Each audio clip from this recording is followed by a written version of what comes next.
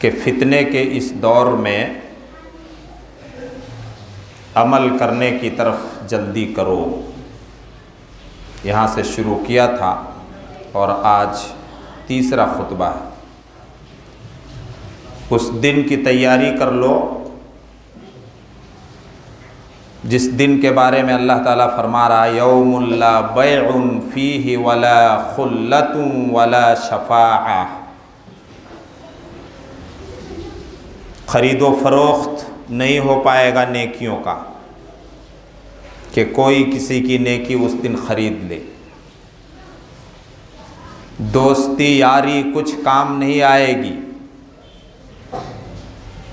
और ना ही सिफारिश किसी की काम आएगी। नबी अकरम सल्लल्लाहु अलैहि वसल्लम ने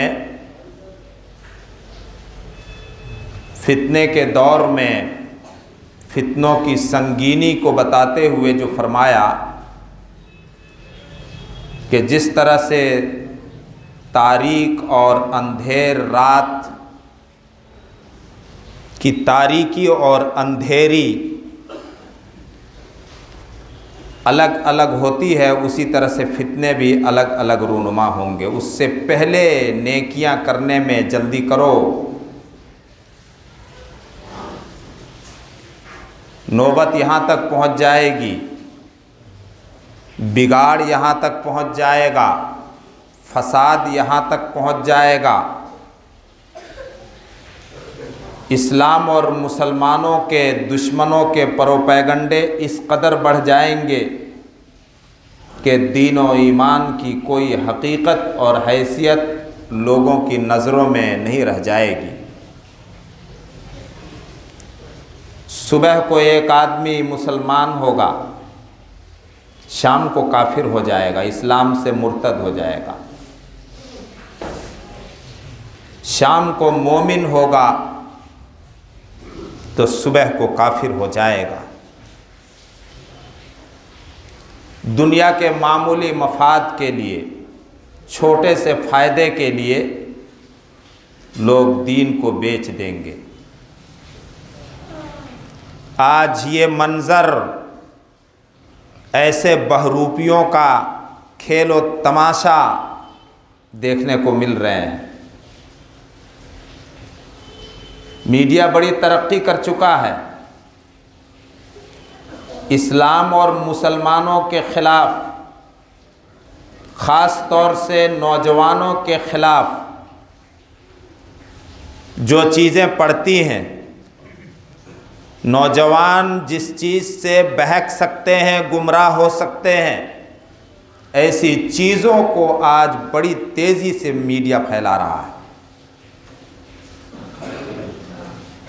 नबी अकरम सल्लल्लाहु अलैहि वसल्लम ने भी पेशीन गोई कर दी है कि ऐसा दौर आएगा कि आदमी दीन को बेच डालेगा दुनिया के छोटे से छोटे फायदे के लिए। आपने हर तरह से डराया और आगाह फरमाया।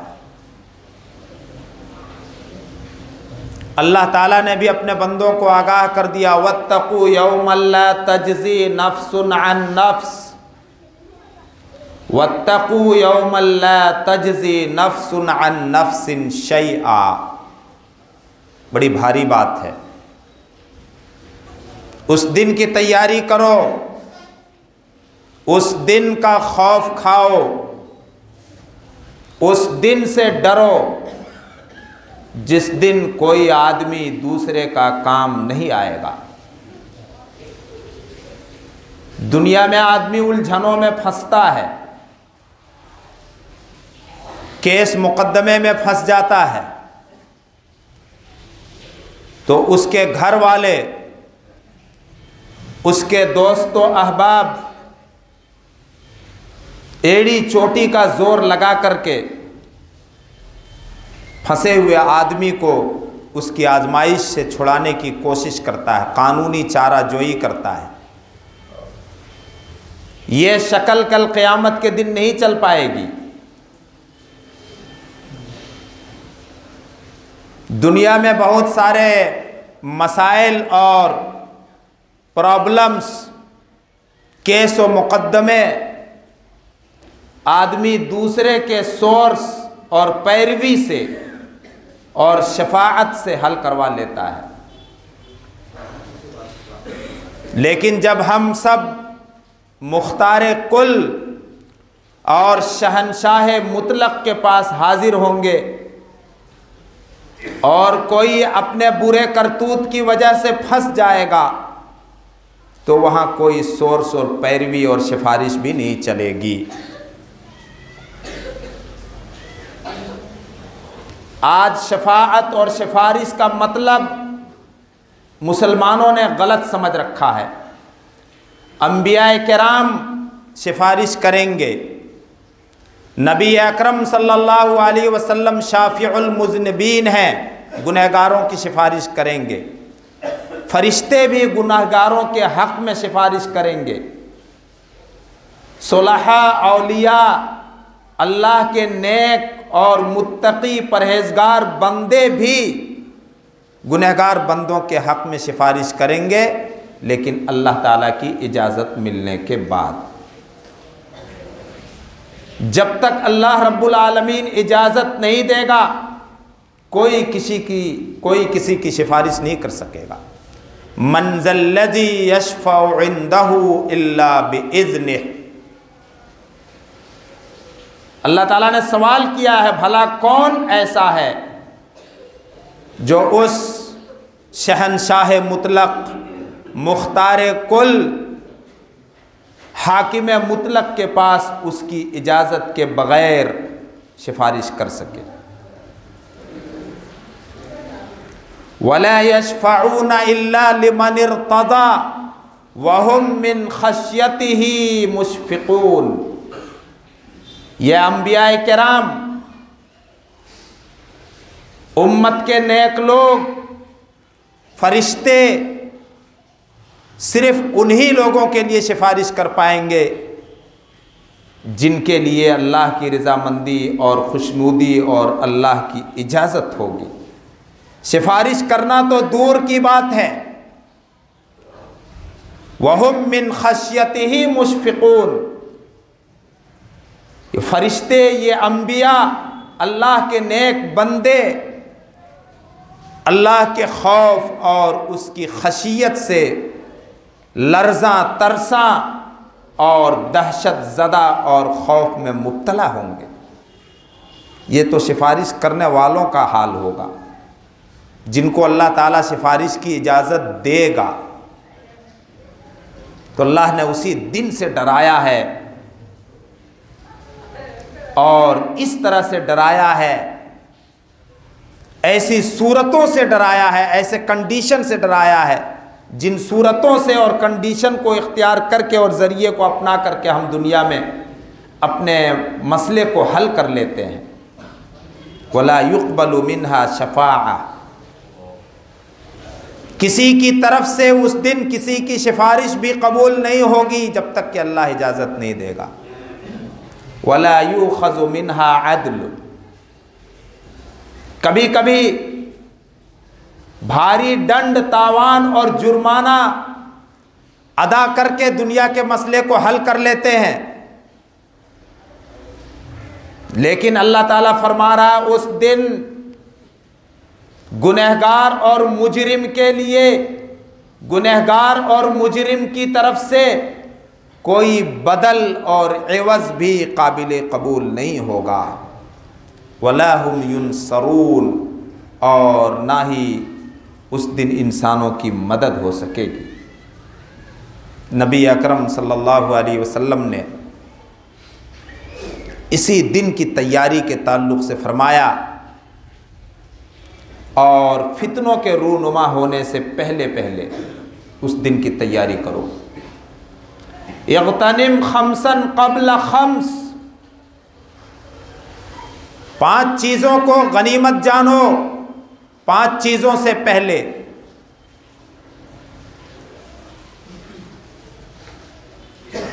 मुसलमान ये समझते हैं कि इस्लाम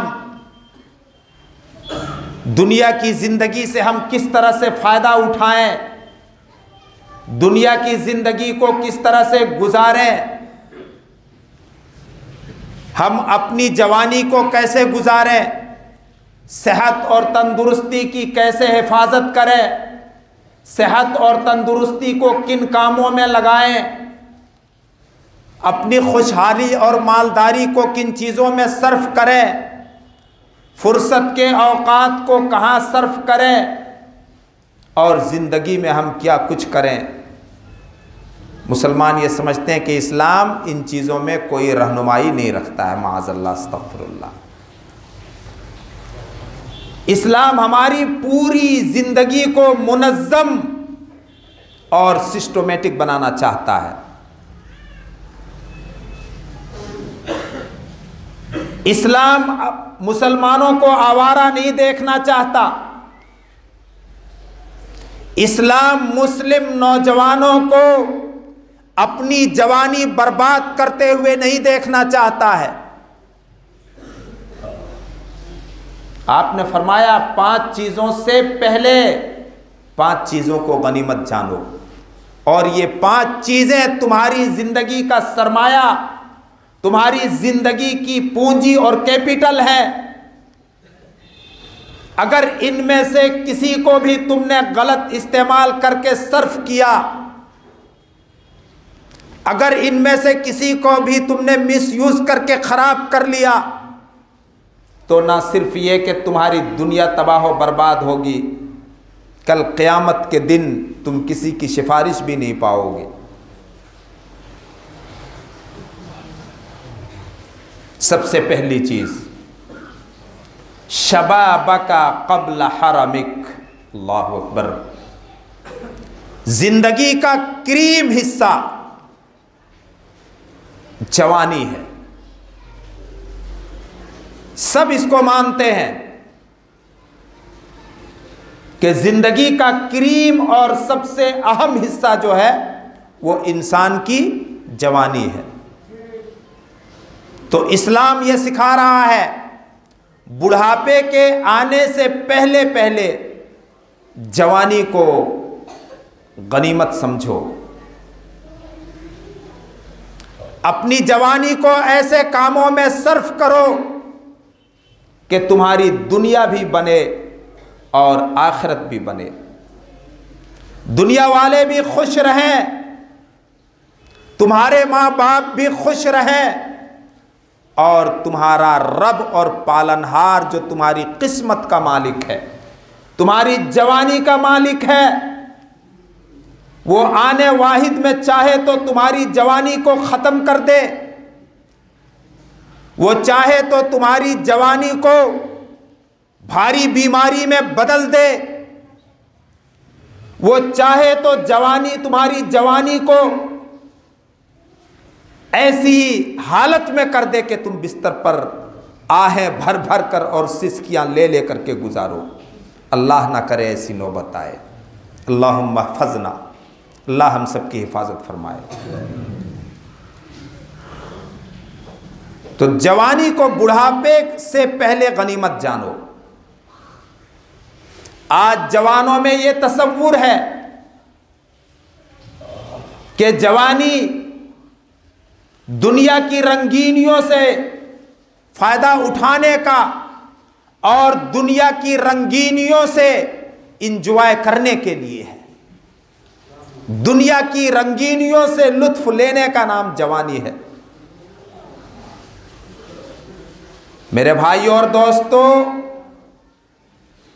इस्लाम इस सोच की तरबियत करता है, इस सोच को सही सिमत और सही दिशा देता है। इस्लाम ये कहता है कि तुम अपनी जवानी को अल्लाह से डर कर, गुनाहों से बचकर अल्लाह की इबादत में लगा करके गुजारो। अल्लाह की इबादत में लगाने का ये मतलब हरगिज़ नहीं कि कमाओ मत। हलाल और जायज़ कमाई बहुत बड़ी इबादत है, बहुत बड़ी इबादत है। इस्लाम तो जवानों को यहां तक तालीम देता है कि तुम अपनी जवानी को इस तरह से गुजारो, अल्लाह की इबादत करते हुए, इंसानों की खिदमत करते हुए, अपने माँ बाप की खिदमत करते हुए, अपने बुजुर्गों और बूढ़ों की सेवा करते हुए, और सोशल वर्क और समाजी काम और समाजी खिदमत करते हुए, कि कल क़यामत के दिन जब अल्लाह के अर्श के साए के अलावा कोई साया नहीं होगा और हर आदमी जब अपने अमल और किरदार के एतबार से पसीने में डूबा होगा, यहाँ तक कि किसी का पसीना उसके मुंह का लगाम बना होगा, उस दिन कुछ नौजवान ऐसे खुश नसीब होंगे जिनको अल्लाह रब्बुल आलमीन अपने अर्श के साए तले जगह देगा। क्यों नहीं वहां तक सोचते हो? वहां तक क्यों नहीं सोचते हो? आजकल के नौजवान अपने आप को उन खुश नसीबों में शामिल क्यों नहीं करना चाहते हैं? तहजीब की रंगीनी, दुनिया की दिल फरेबी और दुनिया की कशिश और दुनिया में लुभाने वाली और रिझाने वाली चीजें जो मुसलमानों के लिए यकीनन फितना है, और ये चीजें वो फितना है जिनकी वजह से एक मुसलमान अपने दीन को उसको हासिल करने के लिए भेंट चढ़ा देता और कुर्बान कर देता है। उन चीज़ों से बचाते हुए आजकल के नौजवान अपनी जवानी को गुजारें और रब को खुश करना चाहें। जब आप रब को खुश करना चाहेंगे तो यकीनन आप फितनों से बच जाएंगे, हराम कामों से आप बच जाएंगे, हराम खोरी से आप बच जाएंगे, हराम कारी से आप बच जाएंगे, जुए से आप बच जाएंगे, शराब और नशे की चीज़ों से आप बच जाएंगे। रब को खुश करने की कोशिश तो करो। अर्श, अल्लाह के अर्श के साए के नीचे अपनी सीट की बुकिंग शुरू तो करो। खुद ब खुद तुम्हारे ऊपर ब्रेक लग जाएगा। नौजवानों, फितने के इस दौर में जवानों को लुभाने के लिए, जवानों को फितनों में डालने के लिए, मुस्लिम नौजवानों को नशे में मुब्तला करने के लिए, मुस्लिम नौजवानों को हराम कमाई में मुब्तला करने के लिए मार्केट में और समाज में बहुत सारी चीज़ें आ चुकी हैं। उन चीज़ों को समझिए और बचिए। अपने घर के नौजवानों को मस्जिदों से जोड़ करके रखिए। नमाज़ों की पाबंदी, वाज़ो नसीहत का सुनना और सुनने के बाद उन पर अमल करना। वज़क्किर फ़इन्न ज़िक्रा तनफ़उल मुमिनीन। नसीहत करो, नसीहत से ईमान वालों को फ़ायदा होता है, दिल बदलता है। तो फितने के इस दौर में अल्लाह के नबी क्या फरमा रहे हैं कि 5 चीज़ों से पहले 5 चीज़ों को गनीमत जानो। उनमें से पहली चीज़ जवानी है, सेहत। दूसरे नंबर पर आपने फरमाया वसेहतका क़ब्ला सक़मिक। अल्लाह ने जो सेहत और तंदुरुस्ती दी है, बाज़ नौजवान अपनी गलत आदतों की वजह से, खाने पीने में गलत चीज़ों का सेवन करने की वजह से, गलत सोहबत में रहने की वजह से जवानी में बूढ़े हो जाते हैं, सेहत को बर्बाद कर लेते हैं। मुसलमान ये समझते हैं कि इस्लाम सेहत की कोई तालीम नहीं रखता है, कोई रहनुमाई नहीं रखता है। अल्लाह के नबी ने फरमाया अल अब्दुल कविय्यु वल मुमिनुल कविय्यु खैरुन व अहब्बु इलल्लाह मिनल मुमिनिज़ ज़ईफ़। ताकतवर, सेहतमंद, हेल्दी मोमिन और मुस्लिम अल्लाह की नज़र में महबूब और प्यारा और बेहतर है कमज़ोर और थके हुए मोमिन से। अल्लाह की नज़र में प्यारे बनो, सेहत और जवानी को बचा करके रखो, उनका मिसयूज़ ना करो, मिसयूज़ ना करो। अल्लाह के नबी फरमा रहे हैं वसिहतका क़ब्ल सक़मिक, अपनी सेहत को गनीमत जानो बीमारी लगने से पहले।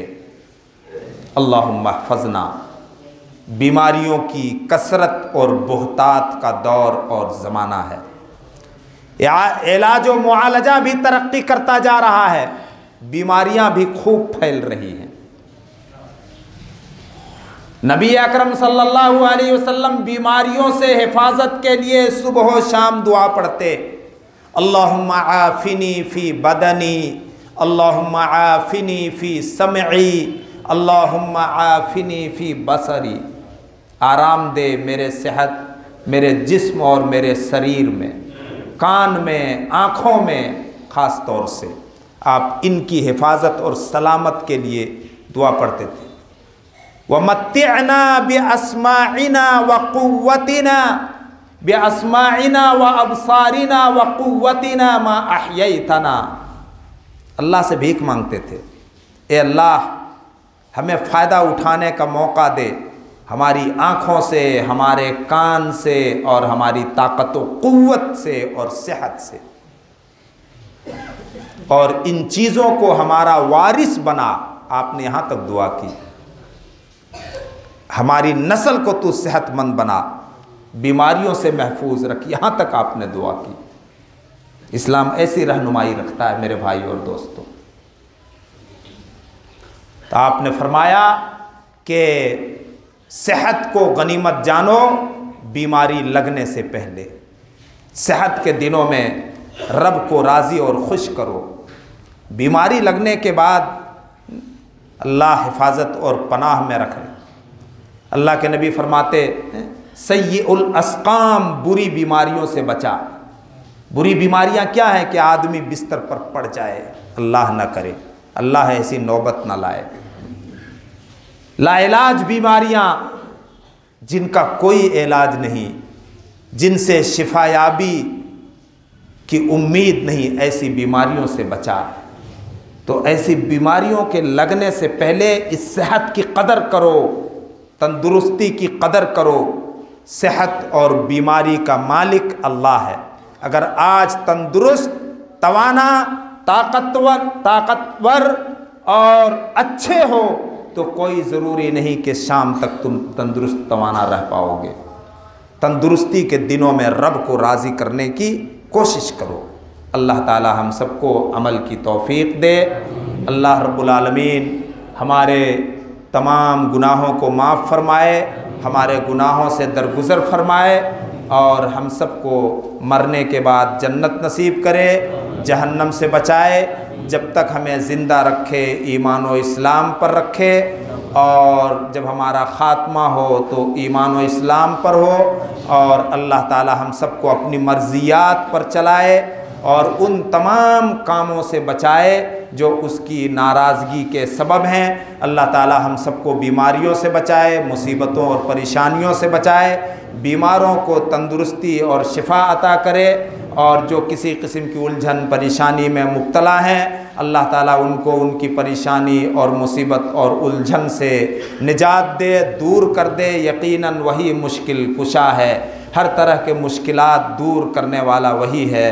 बारकल्लाहु लना व लकुम फिल कुरआनिल हकीम व नफ़अना व इय्याकुम बिल आयाति व ज़िक्रिल हकीम। इन्नहु तआला जव्वादुन करीमुम मलिकुम बर्रऊफ़ुर रहीम।